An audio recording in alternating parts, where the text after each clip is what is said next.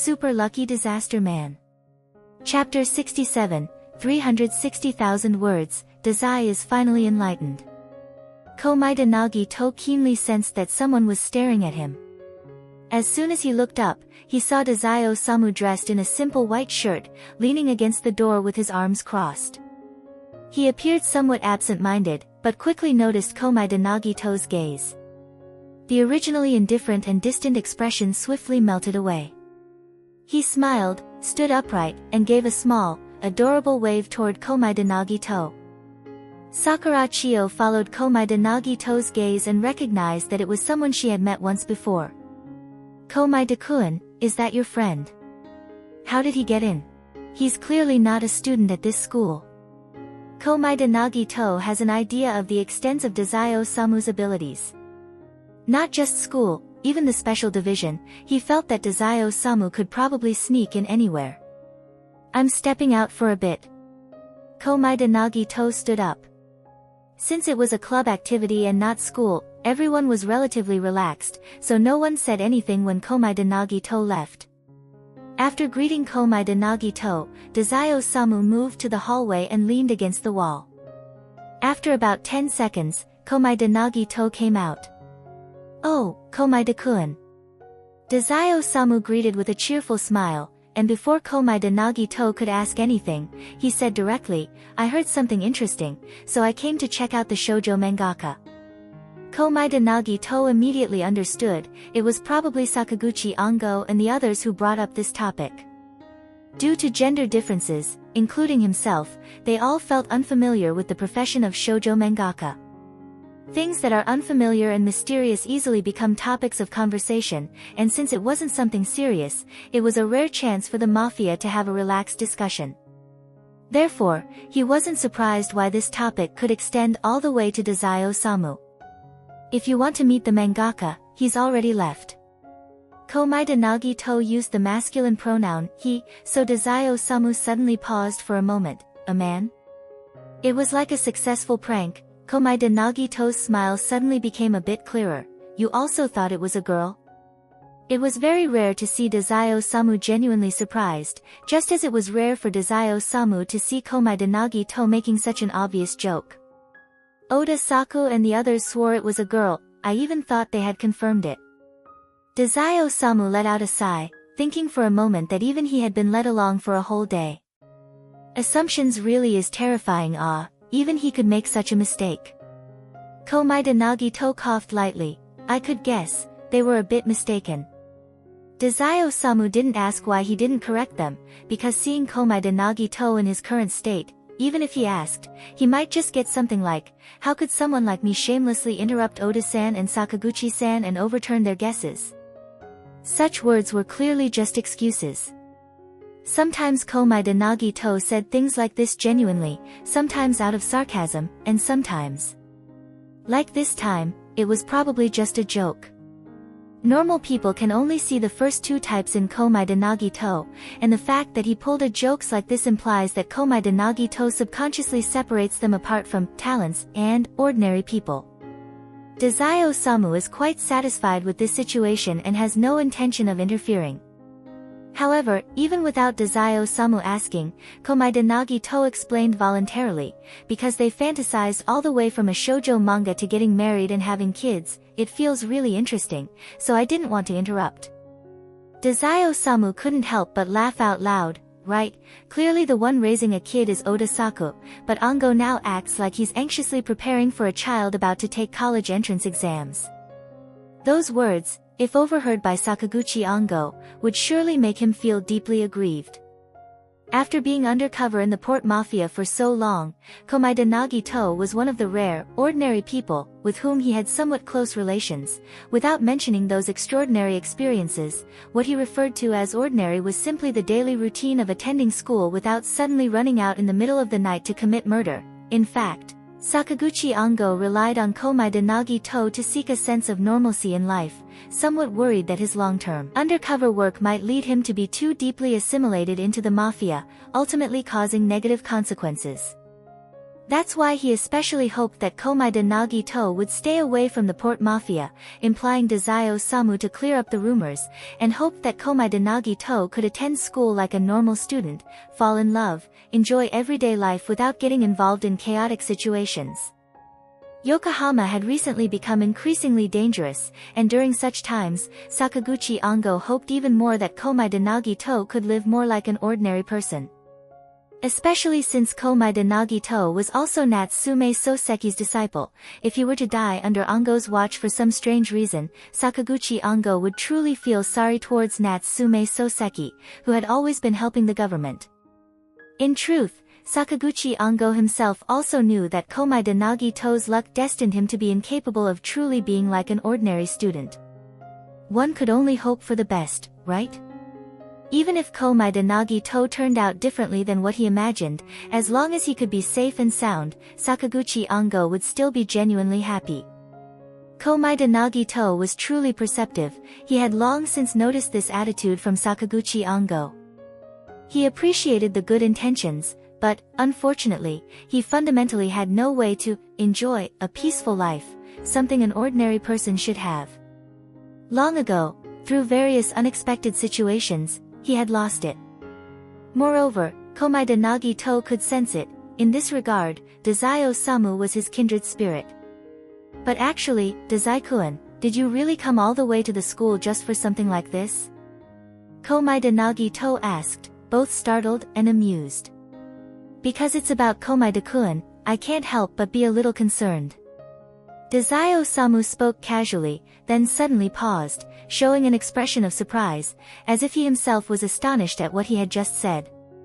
It was an unfiltered expression of his inner thoughts, words spoken without thinking, but he wasn't aware of it, and ended up wondering why he would say such a thing. Dazai Osamu knew what he was omitting. Because it's about Komaeda-kun, whether or not it's love, that's why he cares. Even someone smart enough to see through others at a glance can sometimes fail to understand themselves.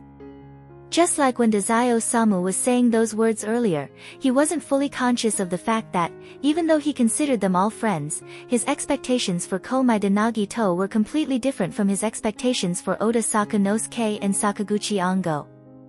What did that mean? He felt a bit lost for a moment. Dazai-kun?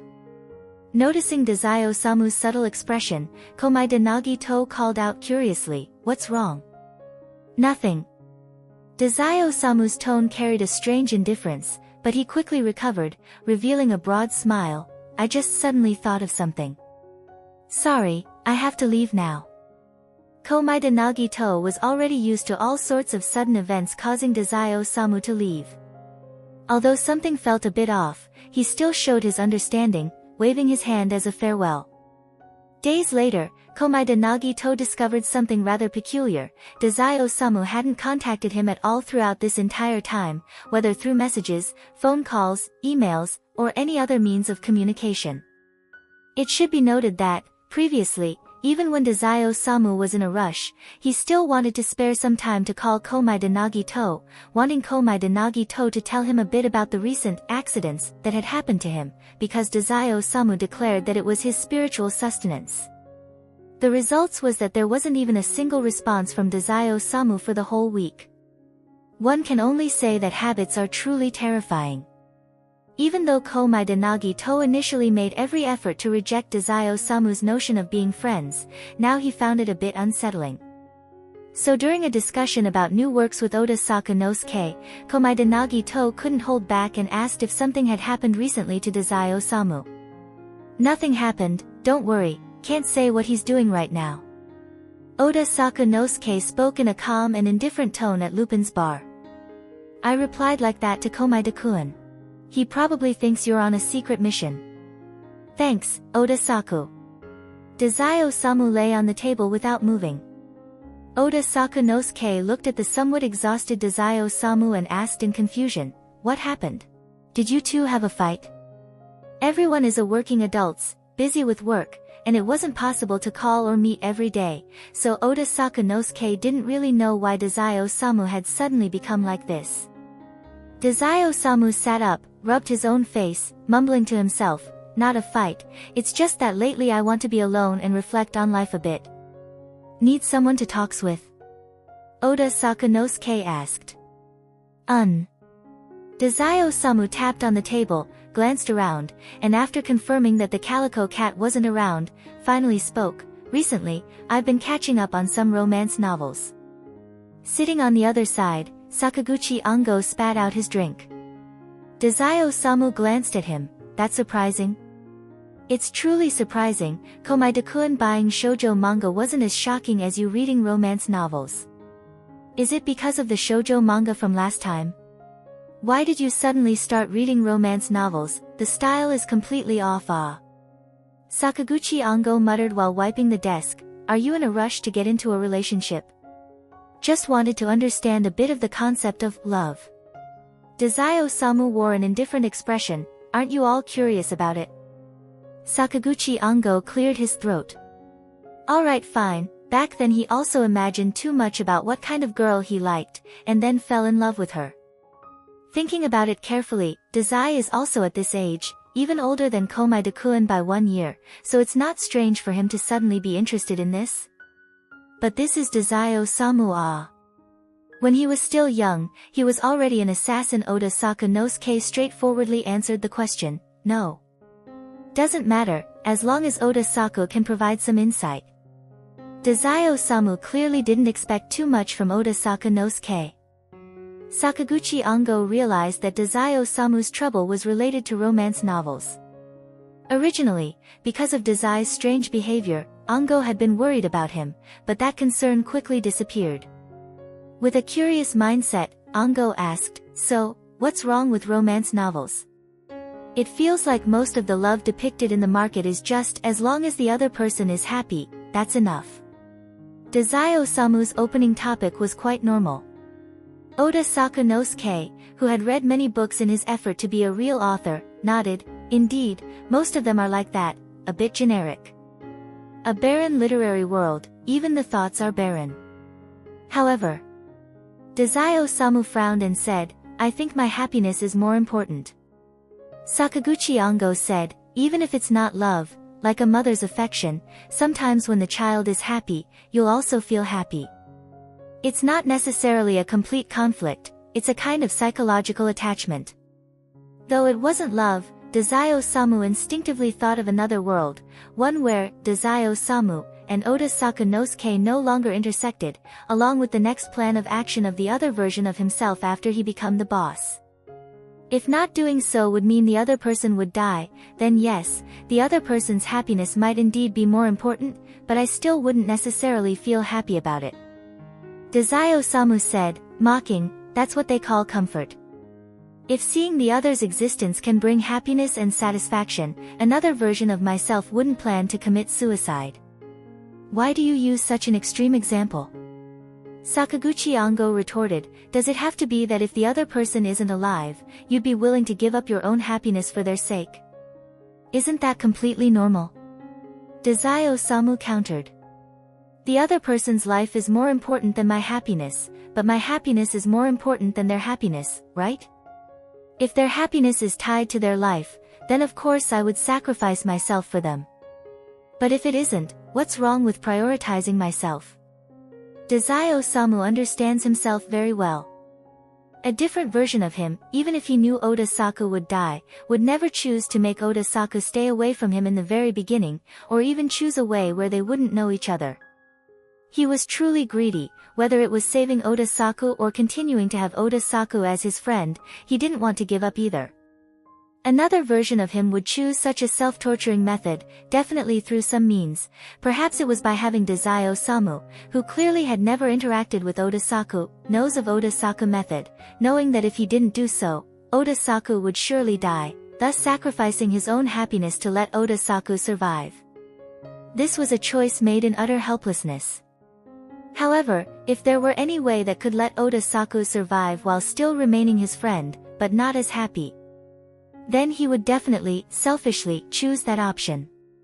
Because what he could grasp in his hands was so little, he wouldn't want to let go, even if it was just a tiny bit. There's nothing wrong with that. Oda Sakanosuke said calmly, Ango is too idealistic, being a bit selfish is perfectly normal. My editor was just saying earlier that everyone writes about love in an overly sanctified way, thinking I could write something a bit different. If it were on a normal day, Sakaguchi Ango would definitely complain about the editor's nonsense, especially expecting Oda Saku to write this kind of subject. But right now, his main focus was on Dazai Osamu, so he skipped the complaining and said, "Aren't we just discussing an idealized thing here? Honestly, Dazai being this serious is really strange. They say love makes people lose their minds, and you reading romance novels suddenly turning out like this is kind of scary, ah." If the current topic being discussed wasn't Dazai Osamu but rather Komaida Nagito, Sakaguchi Ango might have already been brainstorming about getting married and having children, even planning which school the kid should attend. But since the subject was Dazai Osamu, he instinctively ignored the most likely reason. Dazai Osamu rested his chin, playing with the ice in his glass. Then let's switch to a less strange topic. Who do you all think would die first, me or Komaida-kun? Oda Sakunosuke paused mid-drink. Dazai Osamu often talked about irrelevant topics, making statements that seemed nonsensical or paradoxical to ordinary people, so previously Oda Sakunosuke hadn't felt anything wrong, only thinking that Dazai Osamu had a habit of seeking entertainment. But now, even he felt that Dazai Osamu had become quite strange. Oda Sakunosuke put down his glass, thought seriously for a moment, and answered, "It should be you." If he continued working for the port mafia, continued flirting with death, and continued attempting various forms of suicide.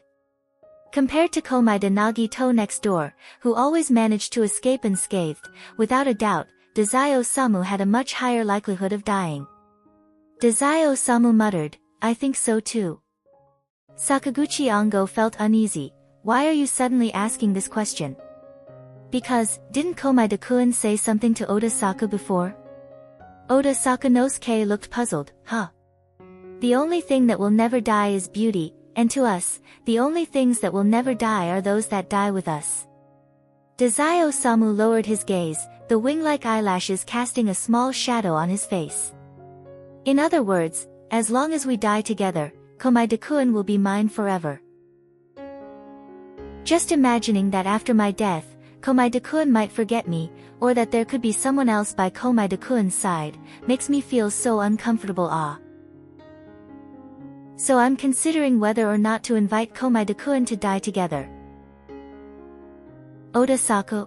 Ango? Sakaguchi Ango slumped his shoulders and held his forehead. "I think I just had a hallucination. If it was Dazai saying he wants to die with Komaida-kun, I heard it too, it wasn't a hallucination." "Why are you still so calm, Oda Saku?" Sakaguchi Ango felt like he was going insane. This is too sudden. Absolutely no preparation at all.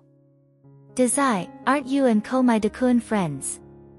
The idea that Dazai Osamu, who seemed utterly detached from love, might actually be in love, with the target being Komaida Nagito, a friend, a disciple of Natsume Soseki, and also a male. Every single point was enough to leave Sakaguchi Ango too shocked to sleep. "I used to think we were friends too." Dazai Osamu put on an innocent face, but now I realize that's not the case. "Wait, so what was that whole, 'my happiness is more important' thing you said earlier? Were you thinking about double suicide?" Double suicide requires mutual agreement, so I wasn't exactly disregarding Komaida-kun's life, you know? "Who's talking about that?" Sakaguchi Ango's head was pounding, even feeling dizzy before his eyes. "Oda Saku, aren't you going to say something?" Oda Sakunosuke thought for a moment. "Ango, your reaction is just like your Komaida-kun's guardian. I'm really happy that you're finally mocking me, but I didn't ask for this, did I?" Sakaguchi Ango sighed in exhaustion. He had always thought Oda Saku was a bit thick-skinned, but now it seemed that in terms of staying calm in the face of unexpected events, Oda Saku had far surpassed him, perhaps even more suited to being an undercover agent than he was. "So," Oda Sakunosuke pondered for a moment, "is it because you feel that you'll lose it sooner or later that you want to jump straight into double suicide, Dazai?" Dazai Osamu nodded.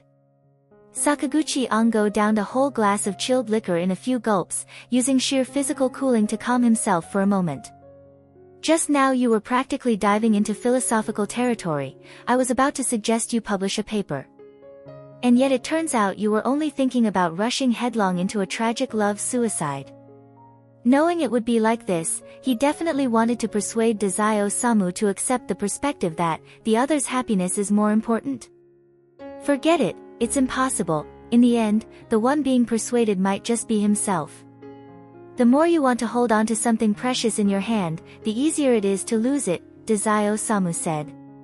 Being cautious isn't wrong. When he first realized his own feelings, his initial reaction was to distance himself from Komaeda Nagito. Having something only means losing it, that is a foreseeable future.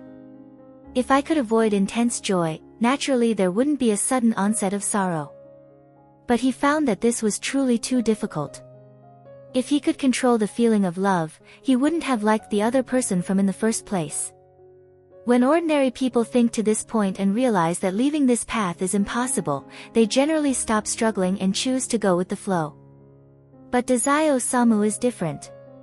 After he discovered that this path was blocked, he didn't accept reality but chose to ponder another extreme question: how to ensure he wouldn't lose the other person. Only after that would he consider the other person's happiness and wishes. However, this extreme question is also very difficult. No one can guarantee it, except through death. Thus, Dazai-Osamu began to enter the precautionary phase.